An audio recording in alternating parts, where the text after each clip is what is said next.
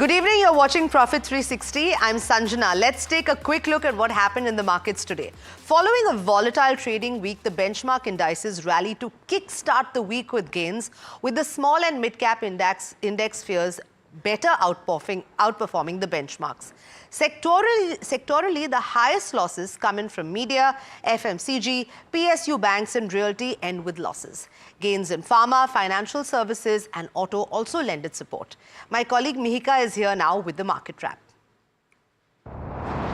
Well, we started this morning before markets opened with the Nifty 50 losing around 5.23% year to date. However, the benchmark did buck up the trend today. We did open in the red but ended 0.5% higher. The broader markets also followed these cues. The mid-cap 150 ended 0.76% in the green, while the small-cap 250 ended 0.5% higher. Moving on to the sectoral indices, the Nifty Pharma was the top sector of the day. We had a BOFA note on the space that said that 25% tariff on Indian generic pharma is unlikely due to potential supply disruptions. We also saw some strength in something like a Nifty Financial Services as well as the Nifty Auto. On the losing end, we had the Nifty Media, the Nifty Realty, as well as the PSU banking space. And if you look at some of the stocks that did see some significant moves, I want to mark something like an LG Equipments, a Kaveri Seed Company, a Dhanuka Agritech. All of these bucked up in trend today. And your KEC International actually gained on an order win of 1,267 crores. Some of the stocks that were on the other hand under heavy pressure, you had a First Source Solutions, Senco Gold,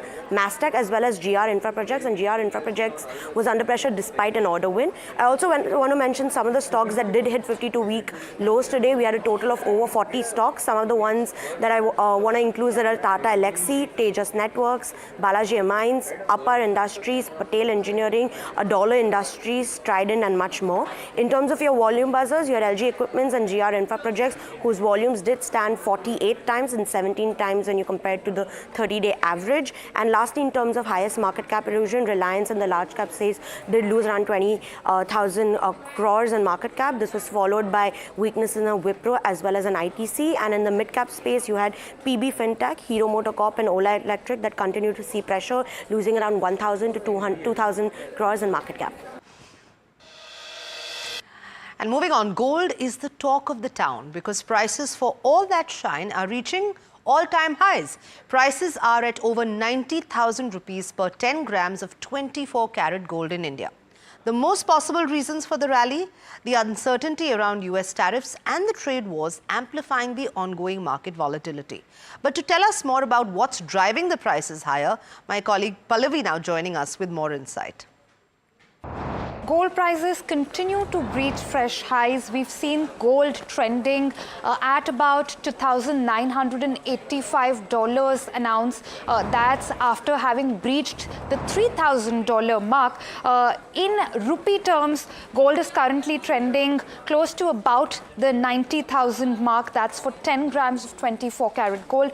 Now, the recent rise that we are seeing in the yellow metal has been attributed to its role as a safe haven in uncertainty. Geopolitical factors continue to drive the demand for gold. The recent surge is the result of the uncertainty we're seeing around US tariffs and the developing trade wars.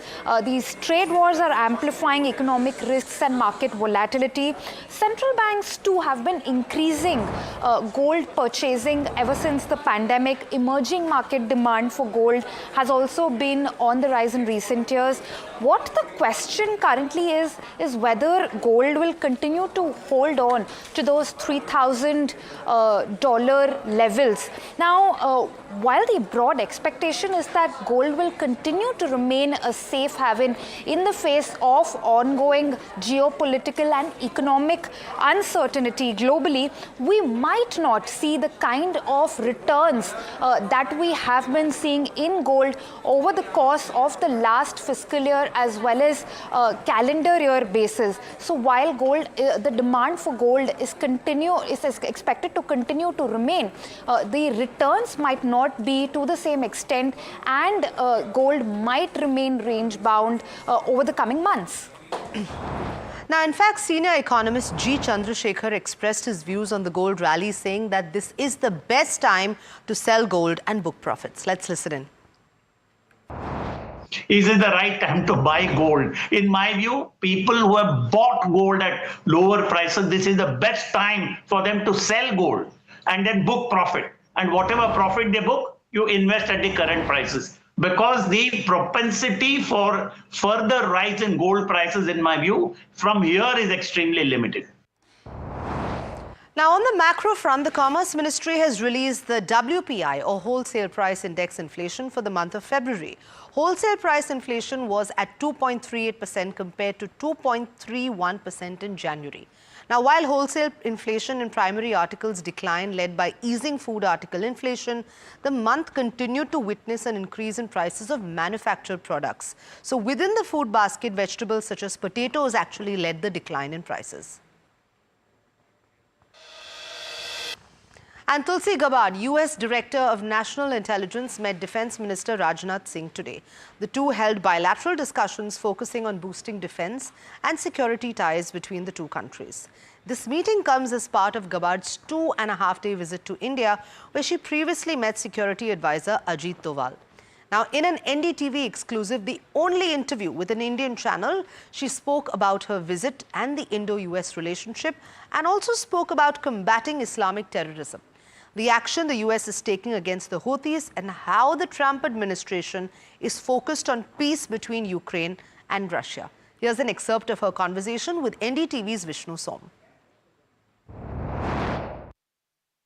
When you look at President Trump's leadership going back through his first term as president, he has been and remains very committed to combating and defeating the threat of Islamist terrorism that not only affects the United States, the American people, our own safety and security, but it is affecting so many people in different parts of the world. We can see different terrorist groups, the Houthis in Yemen being one of them, that President Trump has redesignated after President Biden took them off of the terrorist list, redesignated them appropriately as a terrorist organization, and taking action where the previous administration failed to. Right. The Houthis have been disrupting maritime trade and passage for a very long time, and no serious effort has been taken to stop that disruption.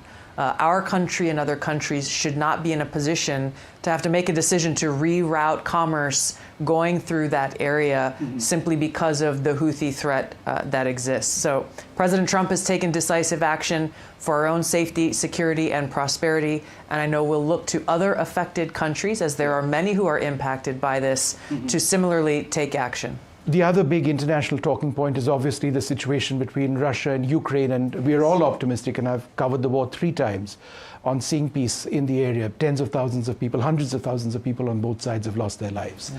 Be that as it may, if President Putin doesn't come on the table with the peace agreement which has been proposed by the United States, can Washington indefinitely keep arming Ukraine and, in a sense, allowing them to continue their fight? President Trump is seeing this ongoing conflict with very clear eyes. And he has made his position and his priority very clear, which is to bring about an end to this war. So he is focused on peace. The negotiations have just begun. He's looking forward to success in those negotiations, not for himself, but for the cause of peace and to stop the killing of innocent and taking of innocent lives there. Meanwhile, crude oil prices are trading around 67.6 a barrel, down from $70 to $71 just a few days ago. This fall comes even as tensions rise in the Middle East. Now, over the weekend, we saw US President Donald Trump ordering military strikes on the Houthi militant sites in Yemen. This came as a response to attacks on commercial ships in the Red Sea. He warned that any attack on American vessels would not be tolerated, while the Pentagon also said US strikes will continue until the Houthis stop their attacks. So why is this region so important? So the Red Sea and the Suez Canal are key routes for shipping oil and gas between Europe, Asia, and North America. So when these routes are disrupted, as they were, if you remember, in late 2023, because of the Houthi attacks, it can lead to delay and higher energy shipping costs. But despite all of this unrest, oil prices have actually fallen. That's because there are other bigger factors at play, such as Trump's ongoing trade war that's creating uncertainty for global demand, and also signs that Ukraine's war might end soon, which would reduce fears of global supply disruptions. And let me quickly go across to my colleague Rishabh now for more insight into this. Rishabh, over to you with all of the details. Right, I seem to have lost the connection there with my colleague Rishabh, but the Red Sea and the Suez Canal actually crucial routes now for shipping oil and gas between Europe, Asia and North America. And let's quickly take a look at what's happening in our auto sector at the moment. It's only March and Maruti Suzuki has already announced its third price hike this year. The company plans to increase prices by up to 4% effective April 2025. But Maruti Suzuki is not alone in facing these challenges. Tata Motors has also announced a 2% price hike effective the same month. So what are the underlying issues causing the strain for these auto giants? Let me quickly go across to my colleague Tushar now to get more insight on this story. Tushar, over to you. Hi. So, as rightly pointed out, Maruti Suzuki has effected a 4% hike for the third time this year. The first one came up on 1st January. That was again at 4% across models sold through the Arena as well as Nexa outlets. The second price hike was effective 1st February, where the quantum of the hike was up to 32,500 rupees across models. Now, from April 1st, there will be the third quantum, which is again 4%. The car maker, which is India's largest, has specified higher input costs and operational expenditure as the reason for the price hikes. Some of this will now be passed on to the consumer. The same reasons were cited by Tata Motors for the price hike on its commercial vehicles. That's about 2% that the company has effected. Again, rising input costs as well as operational expenditures have to be met by these companies. This comes against the backdrop of muted auto sales seen so far this year. Yes, January saw a big jump as compared to the previous month in December or on a yearly basis. But since then, in the month of February, the number has come down significantly. The bump up in January was due to the spillover effect that you see from the past year. But in February, the numbers significantly came down. So these price hikes are coming at a time when the numbers are not looking good for the auto industry at large. Right, Tushar, thank you so much for bringing us that update, and stay with us because we're also getting in news from Mahindra's launch now of XUV 700 that has become the latest SUV to receive a sleek blacked out treatment with the launch of its Ebony Limited Edition. The special edition features an all black exterior elegantly offset by brushed silver skid plates creating a striking visual appeal. The black theme is carried over to the interior, complemented by silver accents on the center console, adding a touch of sophistication.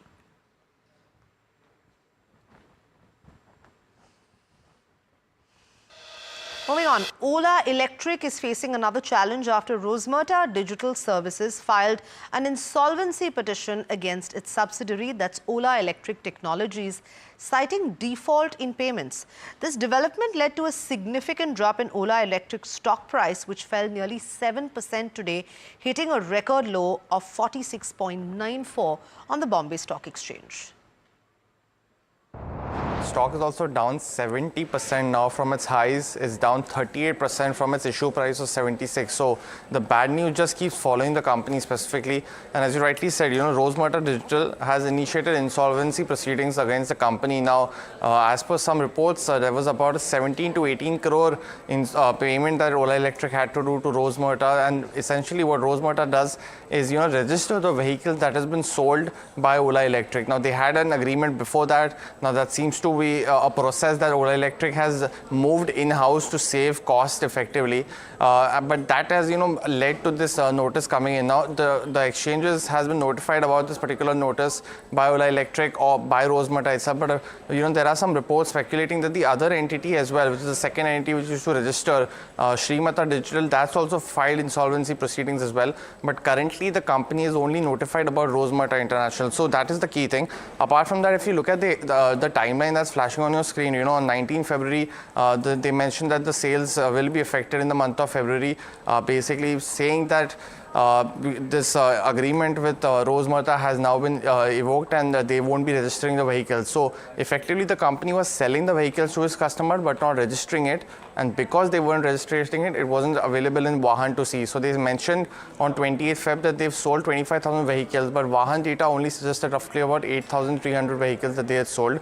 Apart from that, on 4th March, they mentioned that they received a letter from IFSCI for investment in the battery venture specifically, not enough to meet the PLI incentives. So they've mentioned that they will be looking at that in April as well. And on 15 March, of course, we mentioned that Rosemarta had filed the insolvency proceedings. So it's been following them, but they also mentioned on the positive side that there will be EBITDA break-even in Q1 of FY26, which is in a couple of quarters. So I think while the bad news has been following and the share price has been corrected because of that, I think it'll be important to see the EV bike launch as well as the commentary on the EBITDA break-even in Q1 of FY26. And quick commerce, which revolutionized how Indians shop by delivering products within minutes, is a highly competitive space. Players like Zepto, Blinkit and Swiggy, Instamart are constantly vying for market dominance.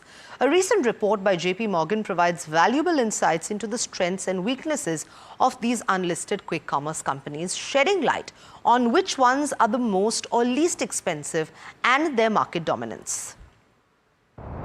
JP Morgan came out with a note on quick commerce and e-commerce companies, and it stacked up all these players against each other to see which one is the best. Now, among the companies, JP Morgan found out that Instamart offers the lowest prices on products across cities. Blinkit has the lowest stockouts and is a leader in basket sizes, which means that the average order value for Blinkit is the highest, and Zepto, while being competitive in Bengaluru, still quotes the highest prices. Now, region-wise, if you break this down, then Blinkit leads in NCR, Swiggy leads in Mumbai, and Zepto leads in Bengaluru. So the question is that who offers the cheapest prices?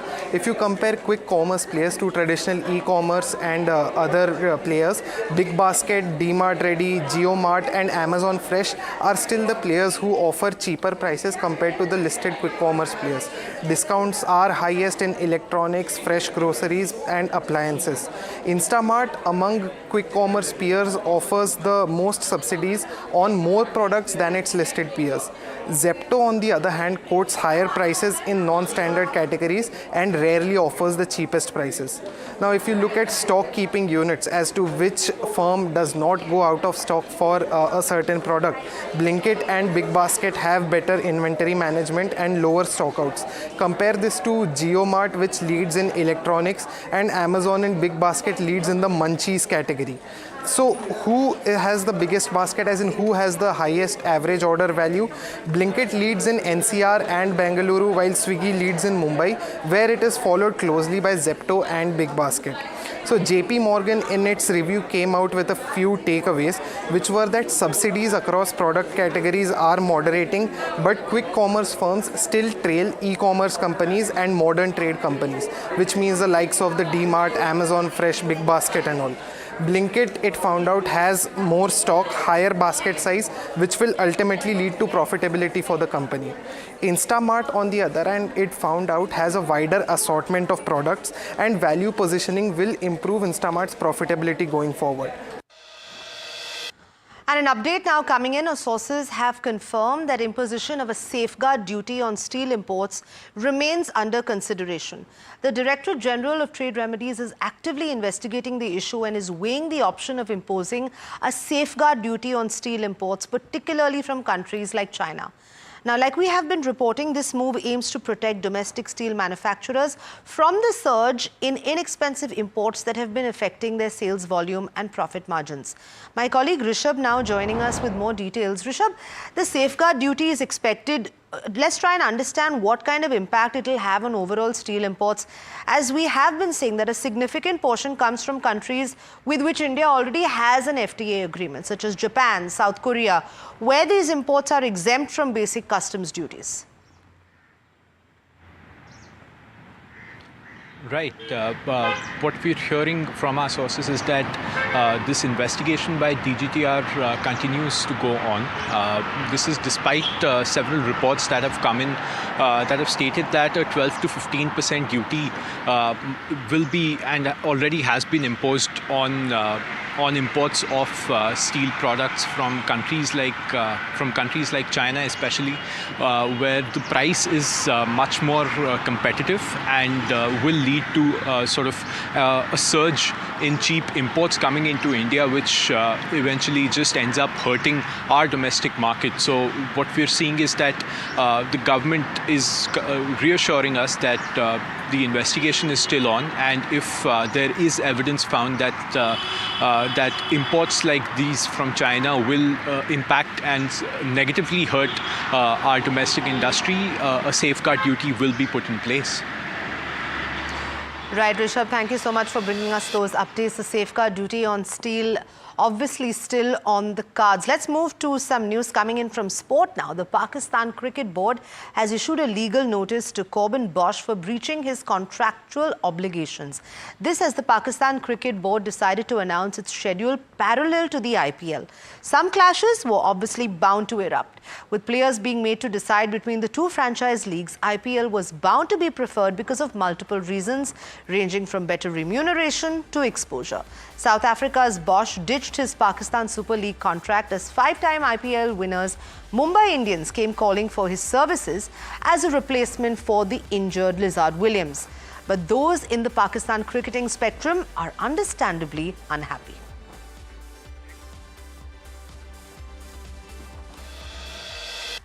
And that's all the time we had on this edition of Profit 360. Stay tuned to NDTV Profit for more news and updates.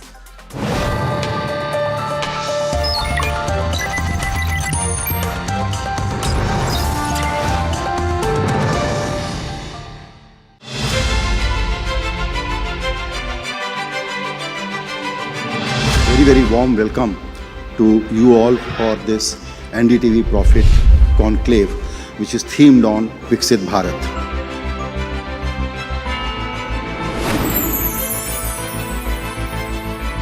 A life which is both taking care of your material needs and taking care of your altruistic needs. That will be the true definition of Viksit Bharat.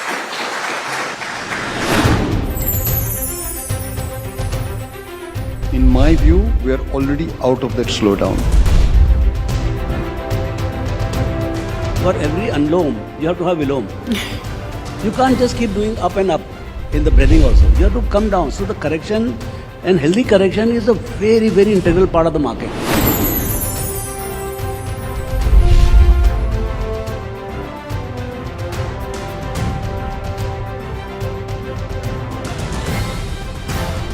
The private capital expenditure, from where I sit, I see that private capital expenditure is happening. Any tariff coming on Indian goods will be passed on to American consumers, and Indian companies will not be affected. We feel fairly good about the fact that we can compete with various folks. Actually, instead of Viksit Bharat, we should call it Re-Viksit Bharat.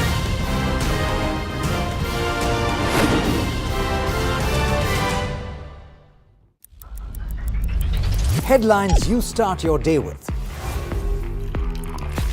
What matters worldwide is now in the palm of your hands. Get ready to seize the day and maximize your financial potential. Stay ahead of the curve with all you need to know on NDTV Profit.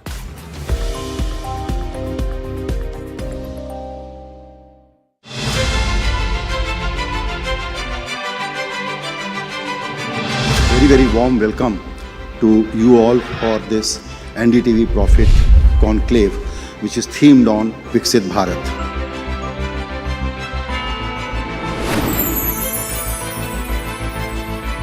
A life which is both taking care of your material needs and taking care of your altruistic needs. That will be the true definition of Viksit Bharat.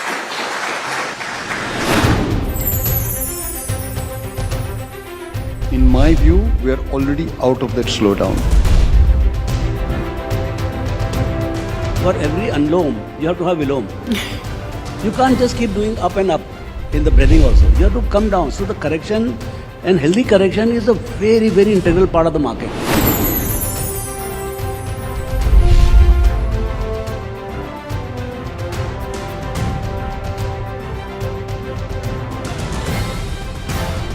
The private capital expenditure, from where I sit, I see that private capital expenditure is happening.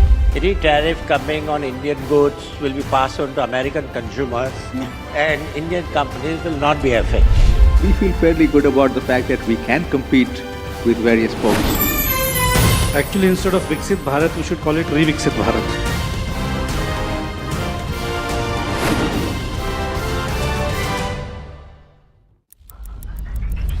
Headlines you start your day with. What matters worldwide is now in the palm of your hands. Get ready to seize the day and maximize your financial potential. Stay ahead of the curve with all you need to know on NDTV Profit.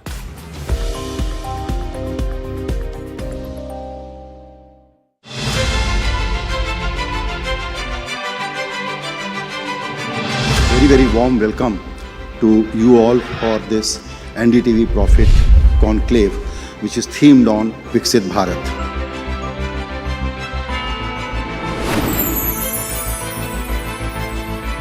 A life which is both taking care of your material needs and taking care of your altruistic needs. That will be the true definition of Viksit Bharat.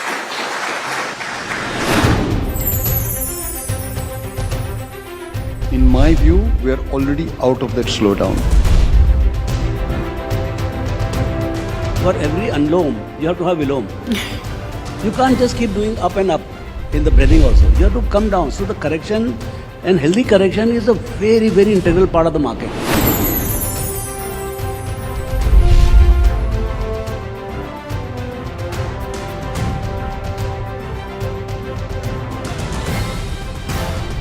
The private capital expenditure, from where I sit, I see that private capital expenditure is happening.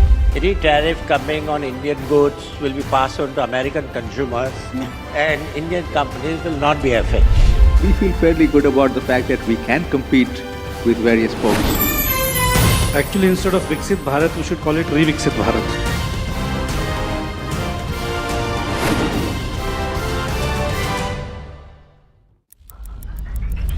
Headlines you start your day with. What matters worldwide is now in the palm of your hands.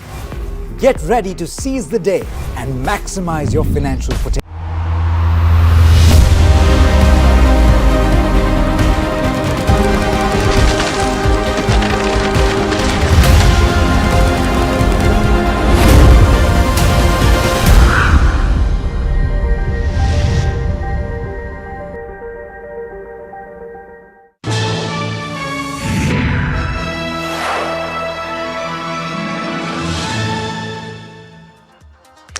Hello and welcome. You're watching KYC, which is Know Your Company. I'm Harsh Saita, and we're going to focus in on Advait Energy today. It's an interesting company from a perspective that the market cap is around 1100 crores, so quite small in terms of size, large opportunity available. It's engaged in providing products and solutions for power transmission and renewable energy.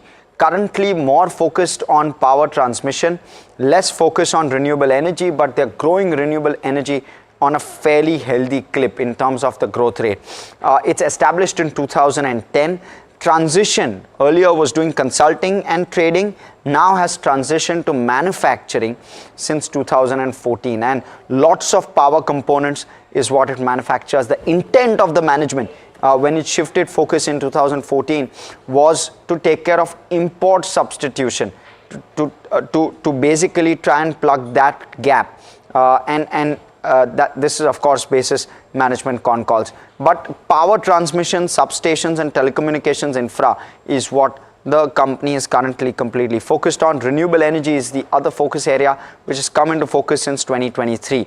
90% of the total revenue comes from transmission and related products. Let's pull up the business segments FY24 versus FY25, and what you will see, optical ground wire was 72% of the top line in FY24. FY25 9 months, that has shrunk to 44%. Let's focus in on what are those aspects therefore that have gained ground. You've seen power discom, especially with regard to EPC, which has gone up from 4% earlier to 23%. which is part of the yellow part of the bar chart, the pie chart that you see in front of you. And the other piece is with regard to stringing tools. Stringing tools are basically used for both construction as well as servicing of power lines which go through, so largely into transmission again. And even within stringing tools, the market share of this company is very, very high. Nearly 30% market share is what it commands within this. So it's a great play if you're looking at power as a segment, and this could be one of those companies that you'll want to look out for because it has such a high focus on power. They're expecting renewable energy to surpass the transmission segment revenue in the future. So you'll largely see the growth coming in from renewable energy in a large fashion going forward. But let's try and break this one down. So this is about all that the company is doing. It's into EPC, just to try and break it up. It's into EPC, it's into transmission products, and into renewable energy. So those are the three larger focus areas. But let's talk about what are the metrics that we look for today with regard to this particular company. One, we'll do an income statement check very quickly, look at how fast the growth of the company is, balance sheet, cash flows, all the regular metrics, and thereafter the return ratios. But this is a unique kind of a business, and I did break it down. And therefore, we'll have shareholding and street cred, which is fine. But we'll talk about guidance, because pure comparison, we won't have a absolute like for like in this particular segment. And because renewable energy is such a small component, not fair to compare it with other renewable energy players. And we'll also look at what the street coverage looks like. So those are the 8 metrics that we'll look at. And to try and break these down, we have with us Anushi Vakharia, who tracks the sector closely. Anushi, you've pulled out some of the numbers here. Talk to us about what comes out of the income statement in your view. Right. So firstly, when we are looking at the revenue statement, the income statement and revenue, we are seeing a stronger footing. We've seen about growth of 101% in FY24. Even in last year also, we are seeing 43% of growth coming for the business. In fact, if you look the 3-year CAGR for income statement, we are seeing that the revenue growth has been in the range of 53%, while PAT we've seen in the range of 64% of a CAGR growth that we are looking in terms of where the PAT is concerned. In fact, you know, if we talk about the margins also, now the company's margins stood in the range of 15% in FY22, which has moved upwards in the direction of 17%, 17 to 18% of range is what we are seeing. The company did mention that in the near 1 year or so, they expect to continue on a similar margin trajectory, which it has been maintaining. But after that, they might see some dip in terms of where the margins are, and overall margins would be in the range of 13 to 18%. So that's the kind of guidance that they've given in terms of how the margins are going to be, because non-renewable energy is going to be one of the biggest segments going forward, which we'll discuss about later. So with the segment being there now, it would be interesting to see the margin picture and also on the kind of contribution that the business has. Quickly, just talking about the 9-month picture, the revenue has seen about a 37% growth, while margins were down about 137 basis points to 15.3% as compared to 16.7%, and net profit we saw about a 26% of growth. So this is overall income statement check, Harsh, that we are looking at. Yeah, clearly a thumbs up, because the kind of growth that it's clocked, 3-year revenue CAGR of 53%, 3-year PAT CAGR of 64%. Absolutely. And going into renewables, so positive on that count. Difficult to point or poke holes into these kind of numbers. But let's look at the balance sheet now. The fixed asset base has grown quite sharply, and they've invested well. From 14 crore in FY22, the fixed asset base currently stands at 35 plus crore. You're looking at how this is being funded. Equity, you're seeing nearly 11 crore of equity on the balance sheet, some bit of equity raise also. Reserves have also shot up dramatically, of course, on the back of decentish profitability, but also because other equity within the balance sheet has gone up. Debt is the other component which has gone up quite sharply. So it's gone up from nearly 6 crore to 43 crore. So the debt number really going up in a sharp fashion, because they are investing, and they're investing in renewable energy. They're investing in transmission. Those are the 2 pockets where they're putting a large part of this money in. Largely a thumbs up where balance sheet is concerned, because you're seeing debt which is not too high. You're not seeing equity, which is a concern. Your debt to equity levels are quite reasonable and the growth clip is quite substantial. And therefore, that balance sheet looks good. I'll also quickly take you through cash flows. Now, in terms of cash flow from operations, you've got a negative 10 crore there.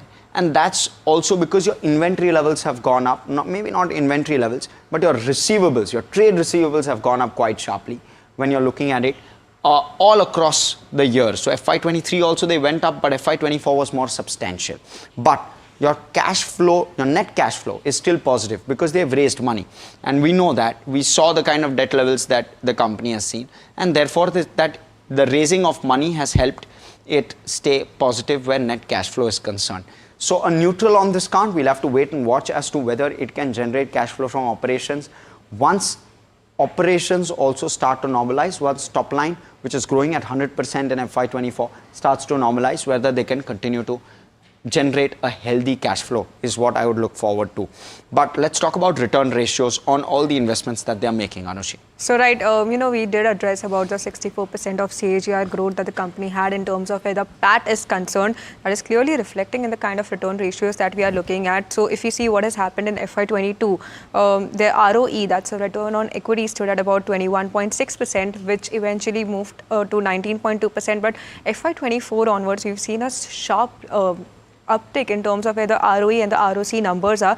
28.7% is the ROE number that we are looking at, while for the capital employed, the return on capital employed, that stood at about 31%. We've not seen a lot of players in this field with the kind of numbers that we are seeing in the range of 25% plus ROE, ROCs that the company is making. So very healthy sort of ratios overall that we're looking in terms of where the return ratios are. Yeah, whether sustainable or not is again something worth a watch, but difficult to poke any holes in this one either. So it's a thumbs up on that count. Let's look at shareholding.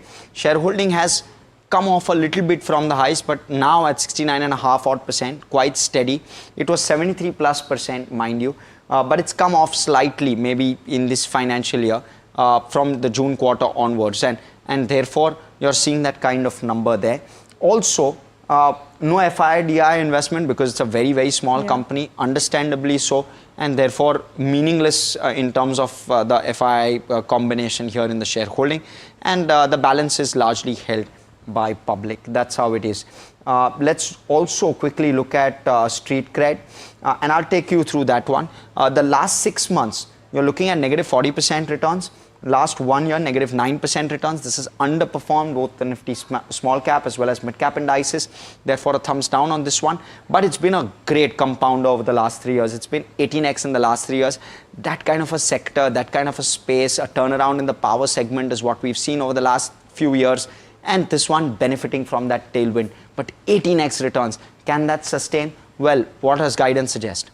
Just on the quick point about shareholding, we've seen, you said 73% and then eventually that moving to 69%. The company did say that from now onwards, they're not looking for further dilution in terms of where the equity is concerned, in terms of where if there are any fundraising plans or so. So that was something which was interesting as well. But other than that, if you're talking in terms of where the top line is concerned, we are looking at a growth of around 50% in terms of the revenue which is there. The company has plans to maintain the kind of growth momentum that it has seen in the last 5 years as well. So they see, and this would be aided by the non-renewable energy segment, which is the big upcoming segment for the business. So there they are seeing about 40 to 60% growth coming for the business. Just quickly walking through what are some of these plans in the non-renewable energy that they are looking at. Now they're going to be setting up a manufacturing unit at Ahmedabad. This is for manufacturing 300 of megawatts of electrolyzer under the PLI scheme by SECI. Other than the initial production expected to start from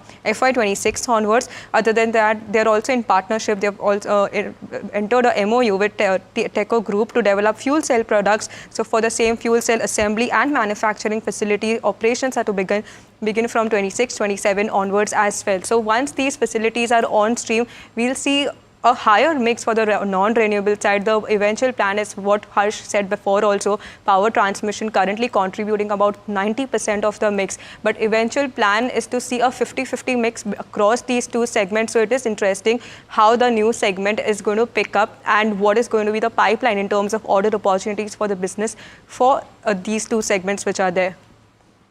Okay, so that's one piece of it. Let's also quickly look at what the street coverage is like, and the street coverage currently not present. It's a 1200 odd crore company, so give it to them that likely the street not really interested, but also this leaves some bit of room open to the fact that because there is no coverage, you may likely not see the kind of rigor with regard to disclosures and corporate governance, and therefore you might want to factor that as part of your thesis, and therefore we don't give this a negative because company is too small to cover for many analysts, but at the same time it's not a positive, it's largely a neutral is what we give on this one. No street coverage. Okay, so we've tried to break down the business the best we can, but let's move on. Let's hear it from the management themselves. We caught up with the promoter and MD, Shalin Sheth, and here's what he had to say on the company's growth prospects going forward. Listen into a slice of that conversation. Since we have been growing with a rate of 30 to 45% in last 3 to 5 years, so the main growth has came from our PTS division, that is Power Transmission and Solutions Department. We are finding a great opportunity in this segment itself. And we have got a manufacturing and EPC segment within this PTS part. And we are also innovative various products. So every second year we are coming with a new manufacturing line. So our strategy is that to create the entry barriers and to enter into the business where there is an entry barrier and look forward for the growth where we can sustain the business on its own. And we have been quite successful for adding the new product lines. And that's the reason our company has been able to give this growth. At the same time, from the NRE division, that is New and Renewable Energy, we put up the division in 2022-23. And our plan is to manufacture the green hydrogen equipments like electrolyzers and fuel cell. So that is one part of the NRE. We are also into battery energy storage and EPC solutions for the solar. And we are also providing the carbon solutions. So these three segments where we are looking forward for the growth of next 3 to 5 years. And we believe that in next 3 to 4 years, we'll be able to have the equal revenue from the PTS and the NRE both the side. So it is a 50-50 mix that you're looking from 90% mix which is currently there in power transmission to a 50% is the mix that you will be looking in the next 2, 3, 4 years. Want to understand, considering that there would be a 50-50 mix forward for the business, how would the margins shape up? Would they continue to remain in the 15 to 17% of range? Just want to get a perspective on this because what we have seen from 2022 onwards where the margins were in the line of 13% and subsequently we are seeing it going upwards in the range of 17%. Want to get your sense on how the margins have shaped so far from the last 2-3 years and what's the picture going to be forward? Looking to the current order book and the market that is offering to us, we believe that we'll be able to maintain the same profit margin for our PTS division. And for the NRE, based on the product mix, initially for 2 to 3 years, we'll be having little down in the margins, but we'll be looking forward more into manufacturing side of the NRE too. So believe that after 3 years, our margin story will be continued for the NRE side also. So, Mr. Sheth, well, currently, if you look at the 9-month picture, your margin stood at about 15%. This is as compared to if you take the last year in consideration, that was around the range of 16.7%. Want to understand the current blip which is there. Is that the reasoning that you're giving that since the new energy division is still developing, in the next 1 year or so, we can see there could be some margin pressure and then from there onwards, we'll see a gradual pickup? For the next 1 year, we don't see much margin pressure, but maybe for in a short horizon of 2 to 3 years, if we need to take some of the projects, it may have a little down in the margin for the NRE side, but overall, we'll be able to maintain the margin. Okay, and can you give us a range as to what could be the range when you see in the next 2 to 3 years where there could be some pressure? What's the kind of margins that you're looking at? Our range on a company basis will be about 13 to 18%. Okay, so 13 to 18% is what we are seeing going forward for the business. Now, as we have seen in the last couple of months, there have been significant developments for the company in terms of the new and renewable energy. You've cited out your future plans also. In 2027 is 1 year that we should be watching out for when some of these key facilities would be on stream. Can you talk about the recent one, which is the PLI that you had recently announced, and this is for which you're also setting up a new facility in Ahmedabad. Want to understand more on this development, how this would lead to incremental revenues going forward for the company, and what could be the expectations here from the overall growth picture for the business? Our new facility will start giving the manufacturing and revenue from the year 26-27 onwards. And we believe that the facility should be ready by that time. And we believe that we'll be also required to provide as per the market requirement, because slowly the market is also gearing up.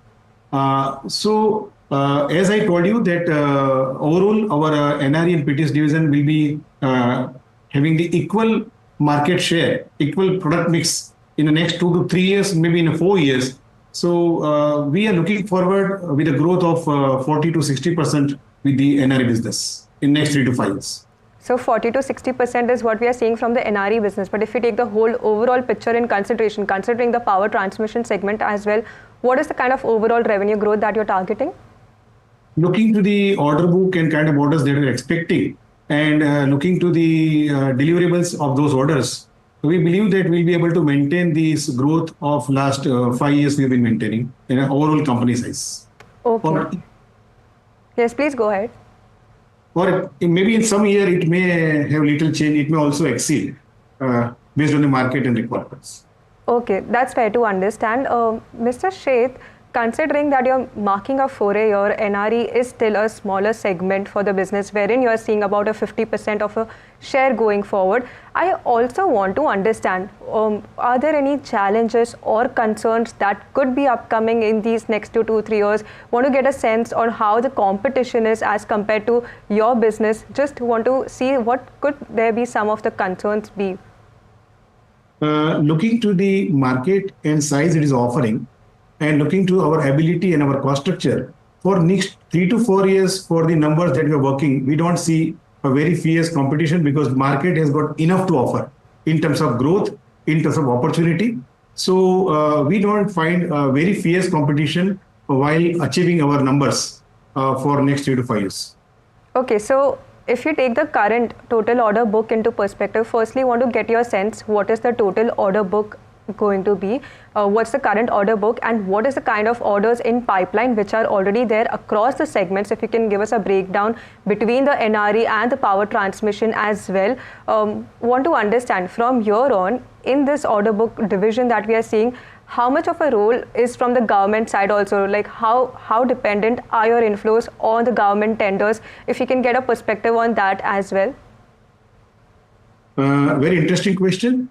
See, ultimately, we have been working in a field of power and power transmission. So government role is very important, because as far as the government plans are concerned, our business is linked up with the plan of the government. But it is also offering the equal private opportunities as far as the various products, especially for the ERS segment, especially for the NRE segment. So we believe that our product mix will be 60 to 65% from the government projects, and 30 to 35% will be the private business. That's what we are looking forward. Looking to the horizon of 3 to 5 years, we are looking forward about 800 to 900 crores business each side within Advait. And if you just look at the market size for the NRE side, by achieving these numbers, will be hardly achieving less than 1 or 2% of the market. So we don't find a fierce competition, and we are building on capabilities, we are building on the team, we are building on company, so we are confident about this. Mr. Sheth, considering that 60 to 65% is from the government side, in the fourth quarter, there were some concerns on there being some third quarter, there being some lag in terms of whether government tenders are in place. Did you also feel that there was a lag in terms of the tender approvals which were there? What is the current sense that we are making in terms of the order inflows which are there? Looking to the current scenario, in fact, we are finding more and more opportunities, and we have not found any lag in the orders in the field where we are operating. So we are finding these quarters as most exciting quarters in terms of opportunities, also from government side and also from the private side. Okay, so considering that you have strong plans for the new and renewable energy, which you just mentioned, the PLI one already there's also considerations of fuel cell assembly facility also coming on stream in 27 onwards. I want to get a sense on the capex number as well for the next 2 to 3 years. How is the capex going to be shaping like? What are the kind of cash flows and what is the debt picture also going to be building? Like if you can give us more details on this. For the year 25-26, we are not looking forward for further equity dilution unless it is required on a specific exciting opportunities. We may have some debt on expansion of the electrolyzer manufacturing. We are looking forward total capex for the company about 200 crores in next 2 to 3 years. Right, that's the management of Advait Energy talking to us exclusively with regard to all of their plans and what we can expect from them going forward. Let's look at the metrics once before we close the show. And, you know, we've spoken about all of this. Income statement, very strong growth, clear thumbs up. Balance sheet also robust in terms of debt to equity, low risk in that sense. And no further equity dilution also expected. So that's also a thumbs up. Cash flow, neutral, want to see better cash flow from operations start to trickle through and some stability with regard to growth there. Return ratios very, very strong, you know, anything between 20 to 30% on the ROE and ROCE metrics over the last 3 years, and therefore a clear thumbs up there. The other four, shareholding is near 70% and that's a positive. Street cred is a thumbs down because of the last year's performance lagging the street, and therefore can guidance translate to execution will be the big question here. Guidance. And that's the key. Very, very strong guidance, large changes with regard to business model, and therefore we'll want to wait and watch as to whether this actually translates. And last point is with regard to street coverage. No street coverage, be cautious, therefore do your homework before you quickly look at how to invest and how much to invest. 5.5 on 8 is how the rating stacks up. And of course, we hope that this was helpful. From Anushi, myself, everyone who puts the show together, thanks so much for watching. Stay tuned to NDTV Profit.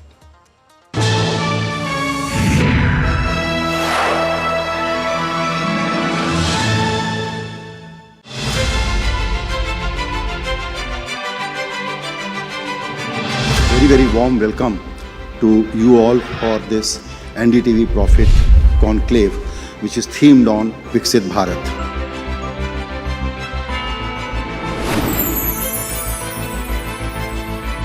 A life which is both taking care of your material needs and taking care of your altruistic needs. That will be the true definition of Viksit Bharat.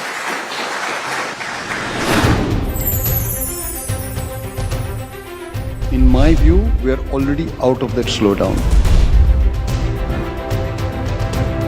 For every unloam, you have to have vilom. You can't just keep doing up and up in the breathing also. You have to come down. So the correction and healthy correction is a very, very integral part of the market.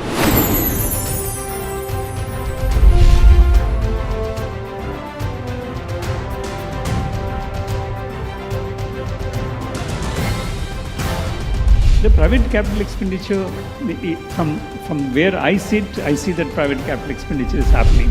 Any tariff coming on Indian goods will be passed on to American consumers and Indian companies will not be affected. We feel fairly good about the fact that we can compete with various folks. Actually, instead of Viksit Bharat, we should call it Re-Viksit Bharat.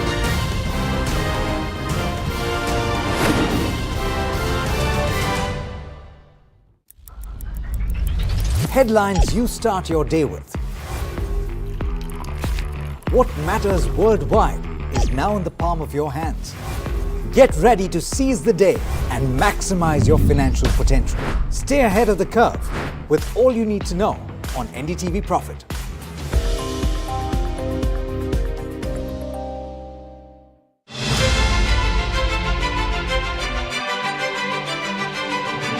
Very, very warm welcome to you all for this NDTV Profit conclave, which is themed on Viksit Bharat.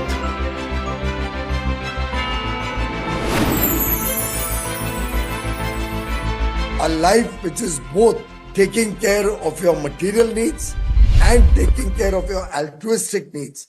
That will be the true definition of Viksit Bharat.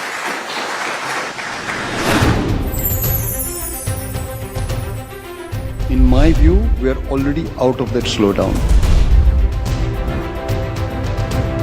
For every unloam, you have to have vilom. You can't just keep doing up and up in the breathing also. You have to come down. So the correction and healthy correction is a very, very integral part of the market.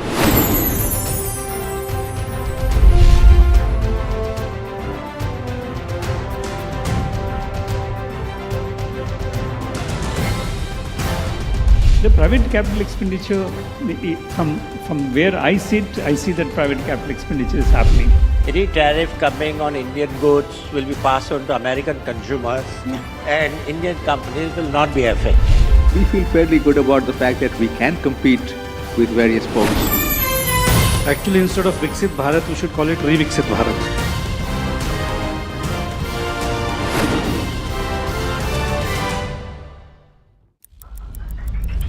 Headlines you start your day with. What matters worldwide is now in the palm of your hands. Get ready to seize the day and maximize your financial potential. Stay ahead of the curve with all you need to know on NDTV Profit.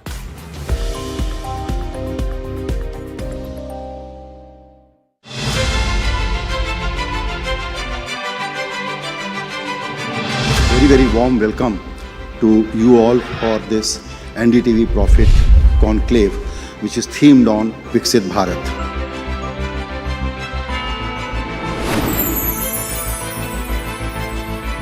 A life which is both taking care of your material needs and taking care of your altruistic needs. That will be the true definition of Viksit Bharat.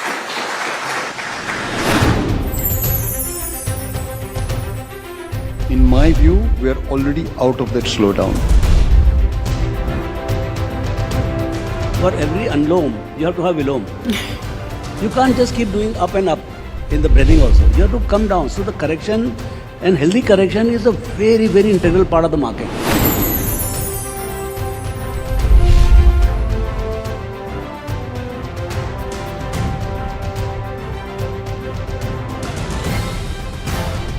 The private capital expenditure, from where I sit, I see that private capital expenditure is happening. Any tariff coming on Indian goods will be passed on to American consumers and Indian companies will not be affected. We feel fairly good about the fact that we can compete with various folks. Actually, instead of Viksit Bharat, we should call it Re-Viksit Bharat.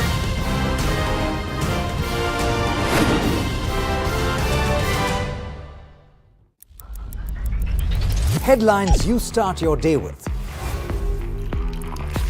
What matters worldwide is now in the palm of your hands.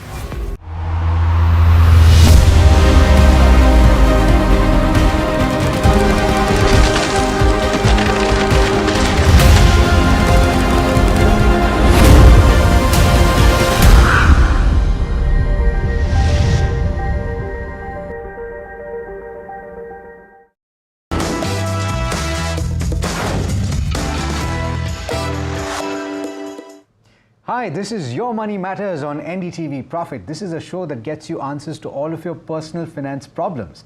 And on Mondays, we like to do what is called Money Monday, where we invite one of you to speak to us and to tell us what your foremost financial goals are. And we get you in touch with a financial expert so that they can help you meet those goals. Now, of course,